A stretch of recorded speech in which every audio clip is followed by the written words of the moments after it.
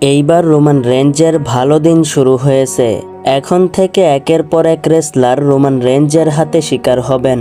তবে রোমান রেঞ্জের প্রথম টার্গেট হতে যাচ্ছেন জেকব ফাটু। সবকিছু জানতে হলে ভিডিওটি সম্পূর্ণ দেখবেন এবং চ্যানেলটিকে সাবস্ক্রাইব করে রাখবেন। বিশেষ করে আপনারা যেমনটা দেখেছেন রেসলমেনিয়ার দ্বিতীয় রাতের মেইন ইভেন্টে রোমান রেঞ্জ সিএম পাংকে হারিয়েছেন এবং নতুন ওয়ার্ল্ড হেভিওয়েট চ্যাম্পিয়ন হয়েছেন। অর্থাৎ প্রায় 2 বছর পর আবারও রোমান রেঞ্জের হাতে টাইটেল চলে এসেছে। আর এই বিষয়টি দেখার পর সমস্ত রেসলিং ভক্তরা খুশি হয়েছেন। তবে রেসলমেনিয়ার পরের মানডে নাইট রতে রোমান রেঞ্জ টাইটেল নিয়ে রিংয়ের মধ্যে এসে উসোসদের সাথে নিয়ে প্রোমো কাট করেছিলেন।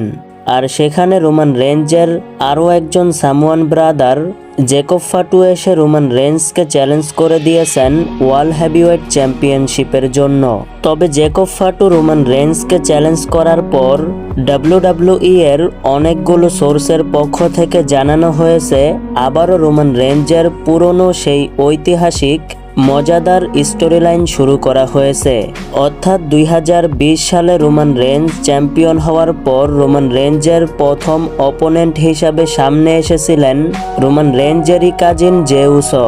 এইবারও রোমান রেঞ্জ চ্যাম্পিয়ন হওয়ার পর রোমান রেঞ্জের প্রথম অপোনেন্ট হিসাবে সামনে আনা হয়েছে রোমান রেঞ্জের সামোয়ান ব্রাদার জেকব ফাটুকে। অর্থাৎ ডাব্লিউডাব্লিউই ম্যানেজমেন্ট যদি সত্যি পুরনো স্টোরি লাইন আবারও রিপিট করা শুরু করেন তাহলে অবশ্যই একের পর এক রেসলার রোমান রেঞ্জের হাতে শিকার হবেন, যেমনটা ওই পুরনো সময় দেখা গিয়েছিল। তবে যাই হোক, রোমান রেঞ্জ প্রায় 700 দিন পর চ্যাম্পিয়ন হয়েছেন।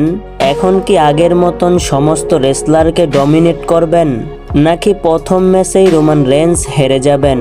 আপনার মতে রোমান রেঞ্জের নতুন টাইটেল রেন কতদিন হওয়া উচিত অবশ্যই কমেন্ট করে জানাবেন। ভিডিওটি ভালো লাগলে অবশ্যই লাইক করবেন। এই চ্যানেলে রেসলিং সম্পর্কে ভিডিও পেতে হলে চ্যানেলটিকে সাবস্ক্রাইব করে পাশেই থাকবেন। ধন্যবাদ।